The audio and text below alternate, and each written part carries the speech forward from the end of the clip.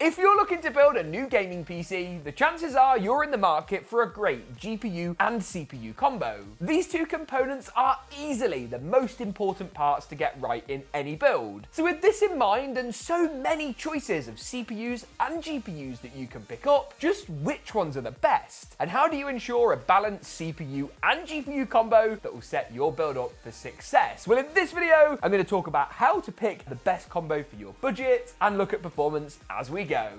Let's do this. The Corsair HS80 Max is a wireless gaming headset that packs a punch. With precisely tuned 50mm neodymium drivers, Dolby Atmos support, and wireless connectivity over Bluetooth and 2.4 GHz, it has you covered. Use it with a PC, Mac, PS4 or PS5 and enjoy up to 65 hours of battery life wirelessly and 130 hours on Bluetooth in the process. Need a top up? 15 minutes of charge bags you up to 6 hours of use. Check it out at the first links in the description below. The reason that these two components are so important to get right is that they provide the vast majority of the heavy lifting when it comes to actually making your system tick. The CPU handles all the complex mathematical calculations and computations, while the graphics card deals with all the visual on-screen rendering. Go for a really high-end GPU but a low-end CPU and you'll create something called a bottleneck, where one component slows the other one down. It's all about getting the right balance. And unlike other components like your memory, whereby if you've not quite bought enough you can just pick up a couple more sticks and upgrade, it's not quite as easy or cost effective to do that for the GPU or CPU. I'm going to start with the cheaper combos and work through to the higher end ones as we go. 1080p, 1440p and 4K options if you will.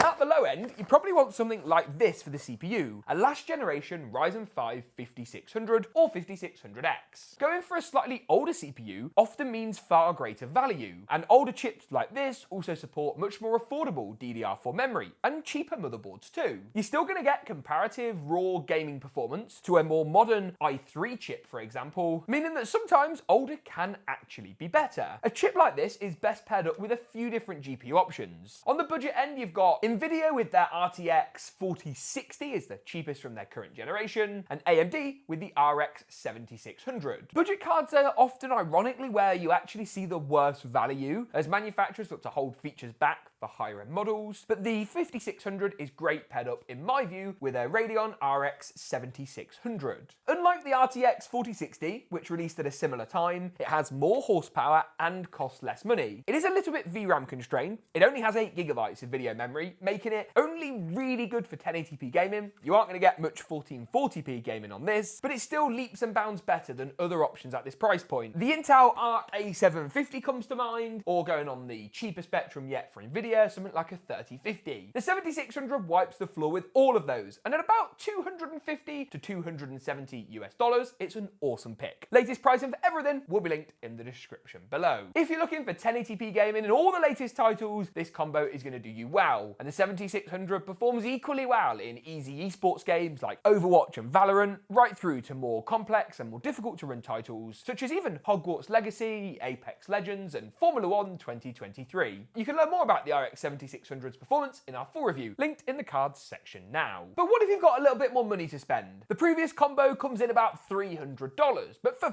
$500, just $200 more, you'll be surprised at just how much more is available. I would personally recommend the current generation Ryzen 5 7600X. Compared to other CPU options in this price bracket, like the i5 13400F, the 7600X is an awesome bet. It actually goes more head-to-head with a 14600K, a chip that often costs up to $100 more at the time of recording, making it a really awesome option. 6 cores, 12 threads, really solid base and boost clock speeds, and an efficient TDP with support for PCI Gen 5, DDR5 memory, round off an awesome package. It pairs up really nicely as well with another AMD GPU, this time the RX 6700 or 6750 XT. The 6700 lineup from AMD is another last generation shout within this video. It's older than the RX 7600 featured previously, but it gives you the extra VRAM. This one here has 12GB of video memory. That extra 4GB, 50% more, means that you can game more comfortably at 1440p now and into the future. And AMD's drivers on this have really matured like fine wine. You look at how well AMD have done with actually optimizing the software of all of their cards, it's really quite incredible. In all the latest titles, you'll see great performance, especially at 1440p. And again, whether you're looking to play AAA titles or your popular esports games like Apex, Fortnite, Overwatch, you name it, this card performs really well. It also can often be found for under $300 for the 6700 or just over $300 for the 6750 XT, with a wide range of cooler options available. You can learn more about our best 6750 XT picks in the card section now. Moving up the price ranges though into a more comfortable 1440p combo and a great pairing if you've got about $800 to spend on your CPU and GPU. Typically an $800 combo would work great in a $1,500 build, with $700 being more than enough for all the other components. Here I would recommend stepping the CPU up. On the AMD side to the Ryzen 7 7700X, an 8-core 16-thread chip that performs well, or indeed Intel's new i5 14600K. Intel have seen some mixed reception from their 14th generation chips, but truth be told, the Ryzen 7 7700X isn't my favourite Ryzen 7000 CPU either. They both provide more performance though, quite considerably so, than the 7600X of our last combo, and the extra cores on both chips over the Ryzen 5 mean they're better for multitasking, video editing, rendering, streaming, and just a better all-round CPU. This, in our view, is best paired up with an RX 7800 XT, quite an exciting mid-range 1440p prospect.